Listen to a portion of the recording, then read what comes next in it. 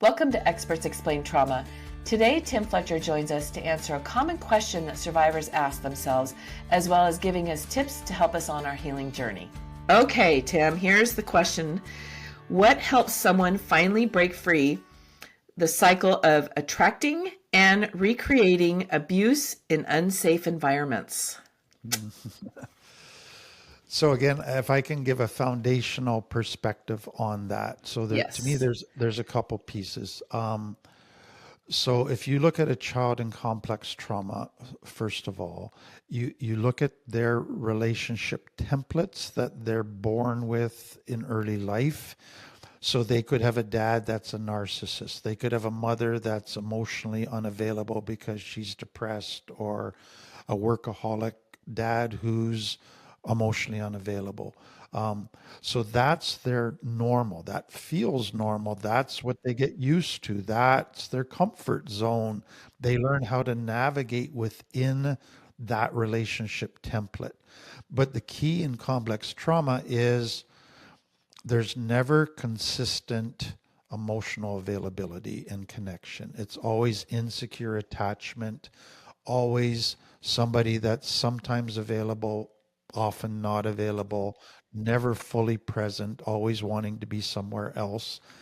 And so what people don't realize is when that's your template in childhood and you get to adult life, your brain automatically seeks it out. So guess who you are attracted to? Emotionally unavailable people. And sometimes it's just because it feels normal.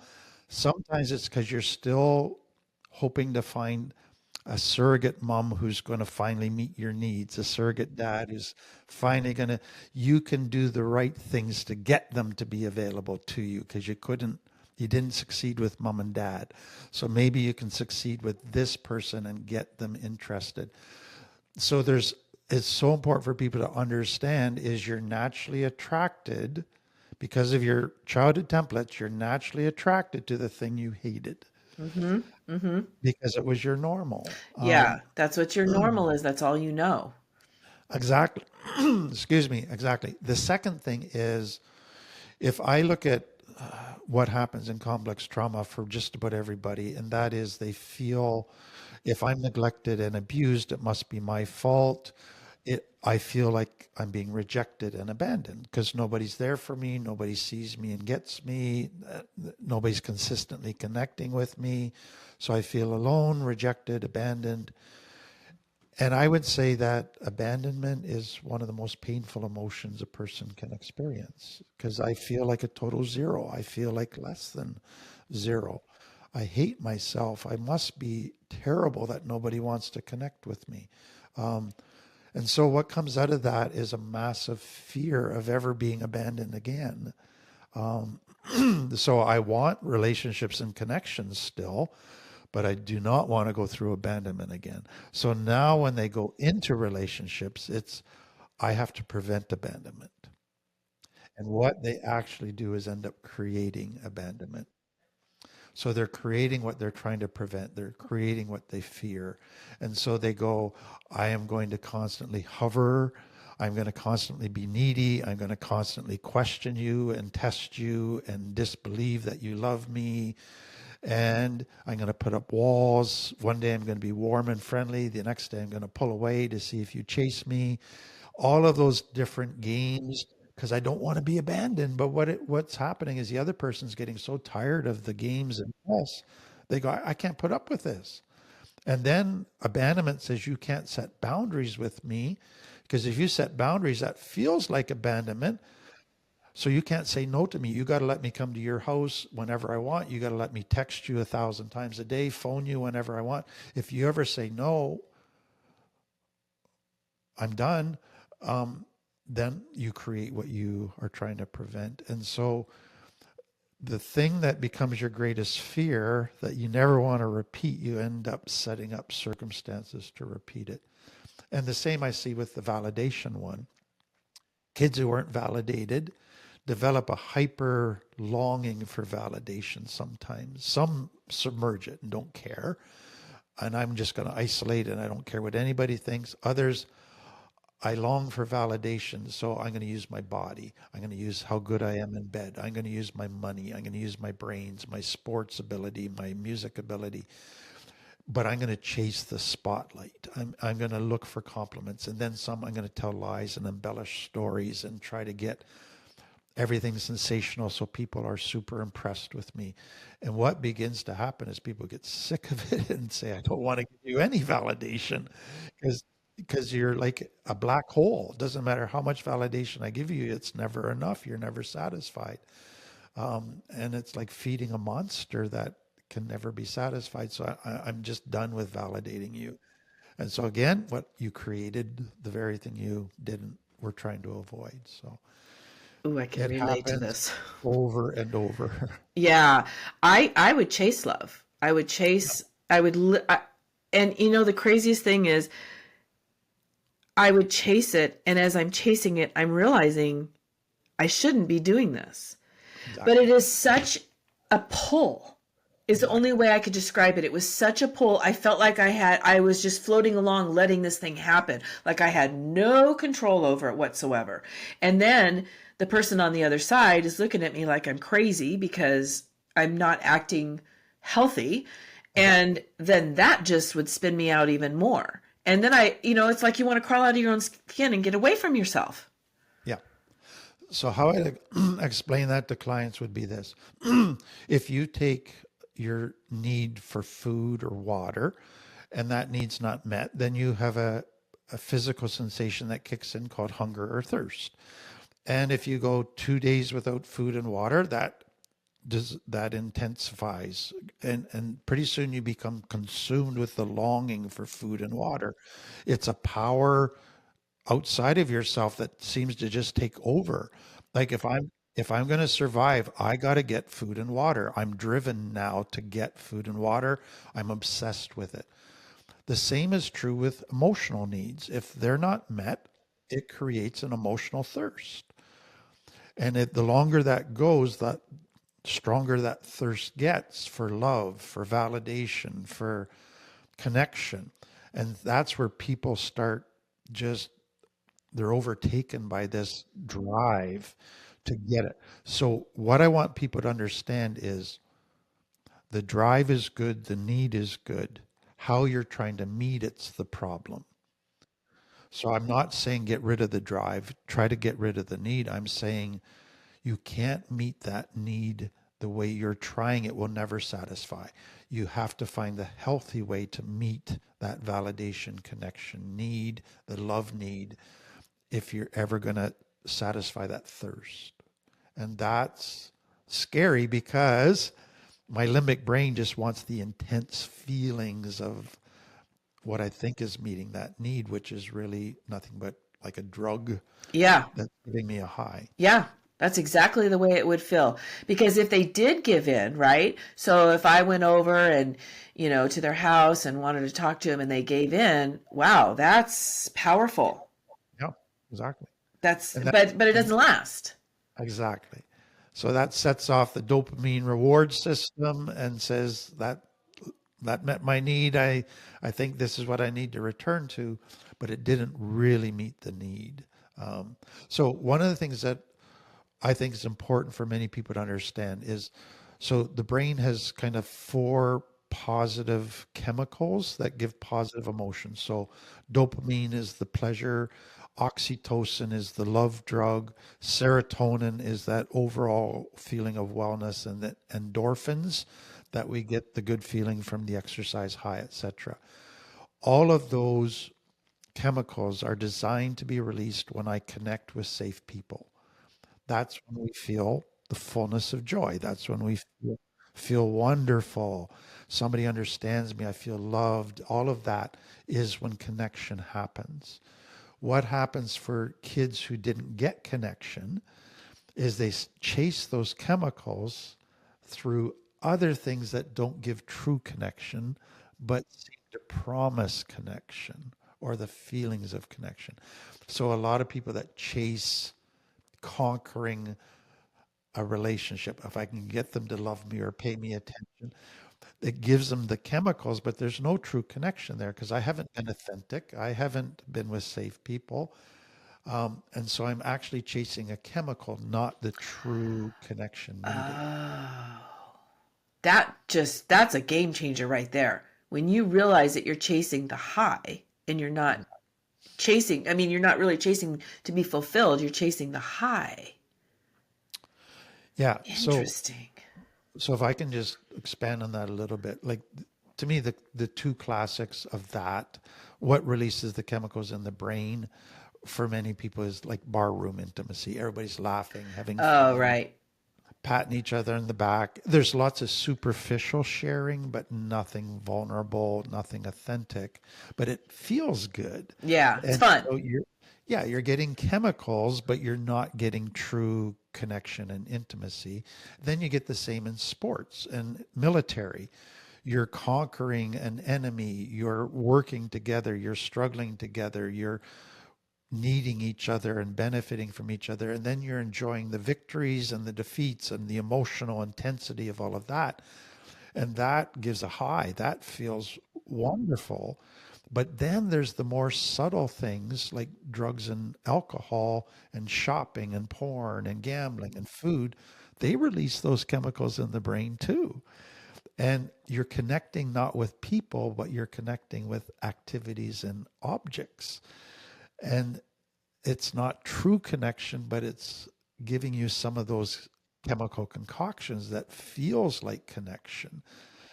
And then the danger for many in recovery is connection that's real, but it's only around one topic, very narrow focus. So I share the pain of my childhood. You go, oh, I went through that too. I relate. Oh, I feel so close to you because we get each other. Yes, but only on one topic. So it's a good starting point, but it's not full connection. It's a very narrow connection.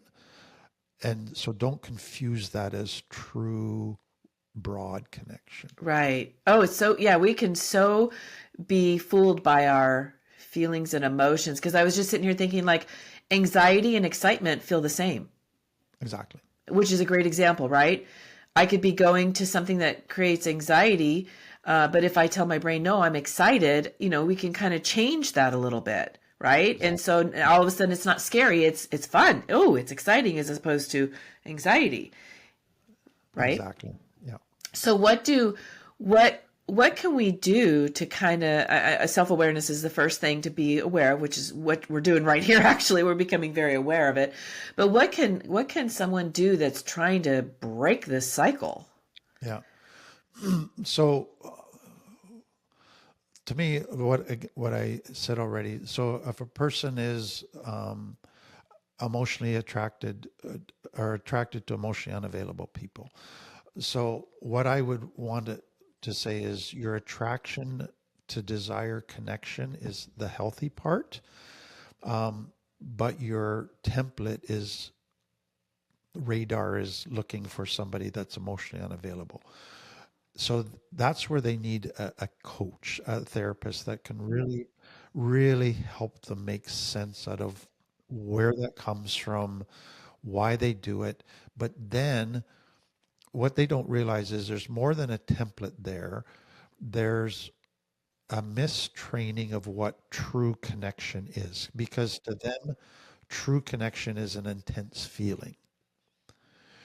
Whereas true connection is to know somebody intimately over a period of time, to see them and get them. And you got to ask questions. You got to see them in different scenarios and with different people and under stress and all of that to get a really good thing. You picture of them. You got to be able to talk about subjects you've been afraid to talk about, but you got to do that gradually to make sure they're safe to talk about subjects with.